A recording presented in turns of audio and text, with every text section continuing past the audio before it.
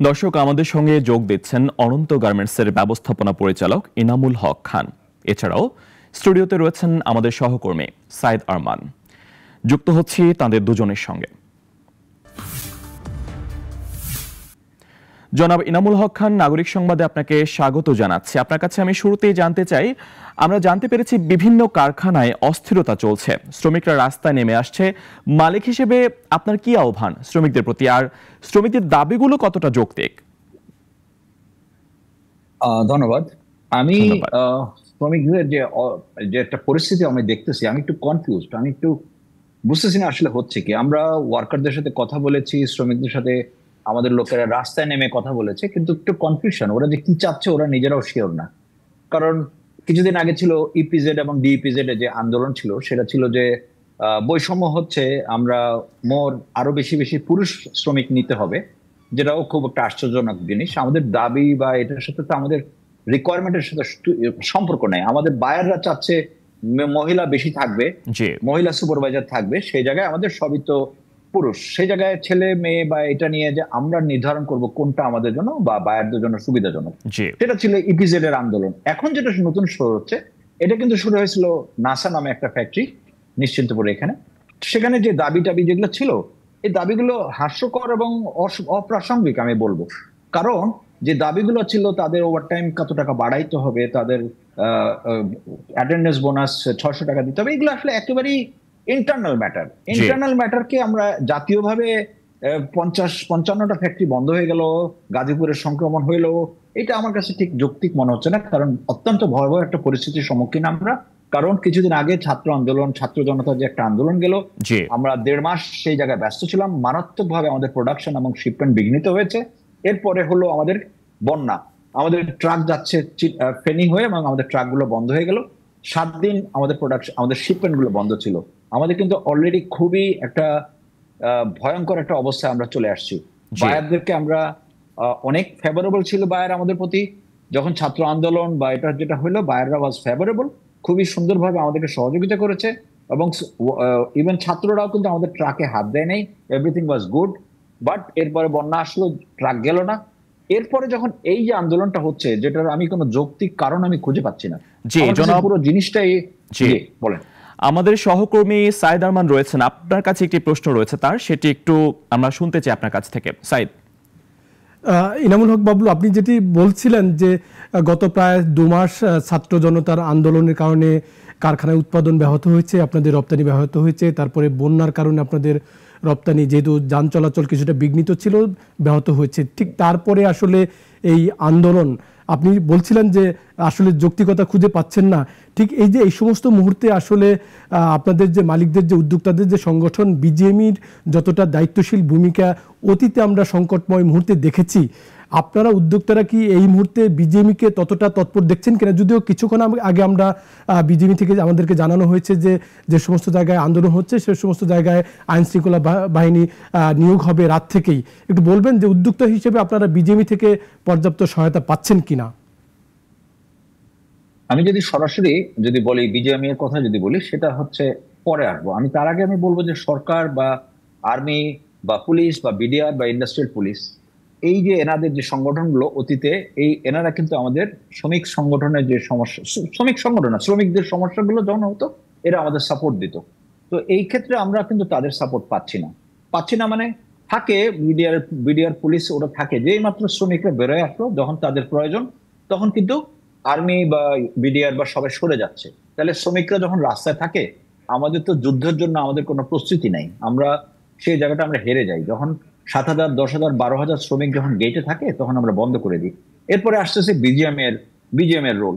আমি কিন্তু এমনিতে বিজিএমএ তো একটা ক্রান্তিকাল যাচ্ছে, বিজিএম এর প্রেসিডেন্ট পলাতক, বিজিএম এর যে বোর্ড আছে, এই বোর্ডটা কার্যকর ডেফিনেটলি না।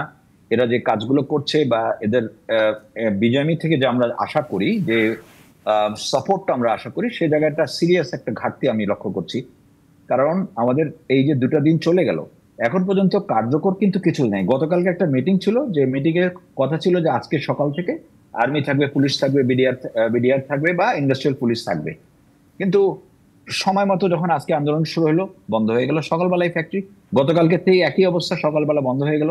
আমাদেরকে অনেক প্রতিশ্রুতি দেওয়া হচ্ছে, অনেক কিছুই হচ্ছে, কিন্তু কোনোটাই কার্যকর না। আমরা একটা এফেক্টিভ বিজিএমএ চাই, যে বিজিএমএ শ্রমিক এবং মালিক পক্ষ, স্টেক হোল্ডার যারা আছি এবং সরকার সবাইকে নিয়ে একটা যৌথ একটা মিটিং যদি আমরা অ্যারেঞ্জ করতে পারি, সেখানে আমি কিন্তু কার্যকর একটা সমাধান আশা করব। আমি মনে করি বিজিএমএ কে আরো স্ট্রং ভাবে পুরো জিনিসটাকে হ্যান্ডেল করা উচিত। জি, অনেক ধন্যবাদ আপনাকে আমাদের সঙ্গে যুক্ত হওয়ার জন্য। সাইদ, আপনার কাছে আমি একটু জানতে চাই, দেশের অর্থনীতিতে তৈরি পোশাক খাতের অবদান আসলে কতটুকু আমরা জানি, এবং অস্থিরতা চলছে, কতটুকু প্রভাব পড়তে পারে? একেবারে ঠিক। আপনি যদি বিবেচনা করেন যে তৈরি পোশাক খাতের অর্থনীতির অবদানের সঙ্গে সঙ্গে কিন্তু এটার কি সামাজিক কিছু অবদান আমাদেরকে স্বীকার করতে হবে, যেটি বলছিলেন আমাদের অতিথি। কর্মসংস্থানের দিক থেকে যদি চিন্তা করেন, বাংলাদেশের কর্মসংস্থানে কিন্তু এই পোশাক খাত বড় ভূমিকা রাখছে। বিপুল সংখ্যক মানুষের কর্মসংস্থান এবং নারীর ক্ষমতায়নে যদি বলেন, যেটি অতিথি বলছিলেন যে পোশাক কারখানাগুলোতে নারী শ্রমিকের সংখ্যা কিন্তু অনেক, এটি হলো সামাজিক অবদানের কথা। আপনি যেটি বলছিলেন যে আসলে অর্থনৈতিক অবদানটা কি, আমরা যদি দেখি আমাদের যে টোটাল যে রপ্তানি আয় হয়, মোট রপ্তানি আয়ের 80% বেশি কিন্তু এককভাবে এই পোশাক খাত থেকে আমাদের আসছে। একই সঙ্গে এটি প্রায় 45 থেকে 50 বিলিয়ন ডলার। আপনি যদি দেখেন যে এই আয়টা কিন্তু আমাদের যে আমরা যে বিভিন্ন আমদানি করি, আমদানি ব্যয় মেটাতে কিন্তু এই রপ্তানি আয়টা আমাদের খুবই জরুরি। কারণ আমাদের রপ্তানি থেকে যে আয়টা আসে, আমরা এর বাইরে রেমিটেন্স থেকে আমরা আয় পাই, কিন্তু সেটা দিয়ে কিন্তু এই রেমিটেন্সের আয় দিয়ে কিন্তু আমরা টোটাল যে আমাদের আমদানি ব্যয় সেটি আমরা কিন্তু মেটাতে পারি না। সেইখানে কিন্তু এই ভারসাম্যটা আনে কিন্তু আমাদের এই রপ্তানি আয়টা। এই দিকগুলো কিন্তু খুবই গুরুত্বপূর্ণ। মানে আপনি যদি রপ্তানির দিক থেকে চিন্তা করেন, মানে পোশাক খাতের অবদান কিন্তু একেবারে অনস্বীকার্য। একই সঙ্গে কর্মসংস্থানের কথা বললাম, নারীর ক্ষমতায়নের কথা বললাম। এর বাইরে যদি আপনি চিন্তা করেন যে অর্থনীতিতে জিডিপির যদি অবদান, জিডিপির আকারের ক্ষেত্রে যদি পোশাক খাতের অবদান চিন্তা করেন, সেখানেও কিন্তু খুবই এই পোশাক খাতটি খুবই গুরুত্বপূর্ণ অবদান রাখছে। আবার আপনি যদি বলেন যে বাংলাদেশের ভাবমূর্তি বিদেশে, বাংলাদেশ তো রপ্তানি খাতের জন্য, পোশাক খাতের জন্য বিশেষ করে মানে অনেকটাই গুরুত্বপূর্ণ গন্তব্য এখন বিদেশি ক্রেতাদের জন্য। বিদেশে কিন্তু বাংলাদেশের ভাবমূর্তি তৈরিতে, ভাবমূর্তি বাড়াতেও কিন্তু এই রপ্তানি খাত পোশাক খাতে অবদান রাখছে, এবং বিদেশি বিনিয়োগ বাংলাদেশে টানতেও কিন্তু পোশাক খাতে প্রচুর বিদেশি বিনিয়োগ কিন্তু বাংলাদেশে রয়েছে, বিদেশি বিনিয়োগ রয়েছে এই পোশাক খাতে। সামষ্টিক অর্থনৈতিক বিবেচনায় কিন্তু যদি বলেন, পোশাক খাত কিন্তু বাংলাদেশের জন্য অত্যন্ত গুরুত্বপূর্ণ। আমি বলবো যে এখন যে পোশাক খাতে যে অস্থিরতা চলছে, এটি চললে কিন্তু পোশাক খাত ব্যাপকভাবে আক্রান্ত হবে। সরকার, প্রশাসন এবং আইন শৃঙ্খলা বাহিনী এবং অতিথি যেটি বলছিলেন বিজেপির যে তৎপরতা দরকার, সবাই মিলে কিন্তু, এবং উদ্যোক্তা এবং শ্রমিকদেরও বলবো যে কোনোভাবেই যাতে তাদের যে জীবিকার জায়গা, তাদের যে আয়ের জায়গা, যেখান থেকে তারা আয় করে পরিবারকে নিয়ে চলেন, সেই জায়গা যাতে কোনোভাবেই কোনো ষড়যন্ত্রের কারণে যাতে নষ্ট না করে, সেই বিষয়টি শ্রমিকদেরও দেখতে হবে। এই যে ষড়যন্ত্রের কথা বলছেন, আমরা দেখেছি এর আগেও বারংবার নানা ধরনের সংকটের মধ্য দিয়ে গিয়েছে তৈরি পোশাক খাত। কেন বারবার তৈরি পোশাক খাত আসলে লক্ষ্যবস্তুতে পরিণত হচ্ছে? আমরা যখন ছাত্র জনতার আন্দোলন চলছিল, তখনও আমরা এমন একটা আভাস শুনতে পেয়েছিলাম। তৎকালীন প্রধানমন্ত্রী শেখ হাসিনা তিনিও বলেছিলেন তার কাছে গোয়েন্দা তথ্য হয়তো ছিল, কারণ তৈরি পোশাক খাত কারখানায় আগুন দেয়া হতে পারে, এমন তথ্যের কথাও তিনি বলেছিলেন। এই ব্যাপারগুলো কেন বারবার তৈরি পোশাক খাত কেন লক্ষ্যবস্তুতে পরিণত হচ্ছে? দেখুন, তৈরি পোশাক খাতে যারা শ্রমিক হিসেবে কাজ করেন, প্রায় 40 লক্ষের বেশি শ্রমিক হিসেবে এখানে কাজ করছেন। তো অনেকেই কিন্তু আসলে রাজনৈতিক পট পরিবর্তন বলেন, রাজনৈতিক ষড়যন্ত্রের কারণে বলেন, এই পোশাক খাতের শ্রমিকদেরকে কিন্তু ব্যবহার করতে চান। একই সঙ্গে পোশাক খাতে আমরা যেটি আমি বলছিলাম যে বিশ্ব গন্তব্য কিন্তু বাংলাদেশ এখন পোশাক খাতের জন্য। তো যারা আমাদের প্রতিযোগী দেশ আছেন, যারা পোশাক খাতে আমাদের সঙ্গে প্রতিযোগিতা করেন, বারবার যদি অস্থিরতা আমাদের এখানে চলতে থাকে, বাজারটা তো আমরা হারিয়ে ফেলবো, সেই আশঙ্কার কথাও বারবার আমরা শুনতে পাচ্ছি। একদমই, যদি আমাদের অভ্যন্তরীণ পোশাক খাতে যদি সংকট চলে, তখন কিন্তু বিদেশি ক্রেতারা স্বাভাবিকভাবেই দুশ্চিন্তাগ্রস্ত হয়ে পড়েন। তারা বাংলাদেশে তখন ক্রয় আদেশ দিতে একটু চিন্তা করবে। এর আগে যেমন তাজরিন ফ্যাশনস এর ঘটনা, এরপর রানা প্লাজার ঘটনা, এরপরেও কিন্তু অনেক ক্রয় আদেশ বাতিল হয়েছে, অনেক সমস্যার মধ্য দিয়ে গিয়েছিল। তো এই কারণেই বিদেশি ক্রেতারা উদ্বিগ্ন হলে তারা তো স্বাভাবিকভাবে তারা তার পণ্যের নিশ্চয়তা চাইবেন, সময় মতো তার পণ্যটা চাইবেন। সেই উদ্বেগটা যদি তৈরি করা যায়, এটা কিন্তু আন্তর্জাতিক ষড়যন্ত্রের কথাও আমরা বিভিন্ন সময় কিন্তু উদ্যোক্তারাও আমাদেরকে জানিয়েছেন, এবং সরকার থেকেও কিন্তু বিভিন্ন সময় বলা হয়েছে। এবং আন্তর্জাতিক ষড়যন্ত্র নেই সেটি কিন্তু একেবারে পুরোপুরি এড়িয়েও দেওয়া যাবে না। এখন যেটি অতিথি যেটি বলছিলেন যে আন্দোলন হচ্ছে খুব অযৌক্তিক কারণে, কিন্তু এই অযৌক্তিক কারণ থেকে কিন্তু বোঝা যায় যে আন্দোলনে আসলে নানা রকম ডালাপালা আছে, এগুলো নিয়ে প্রশ্ন উঠতেই পারে।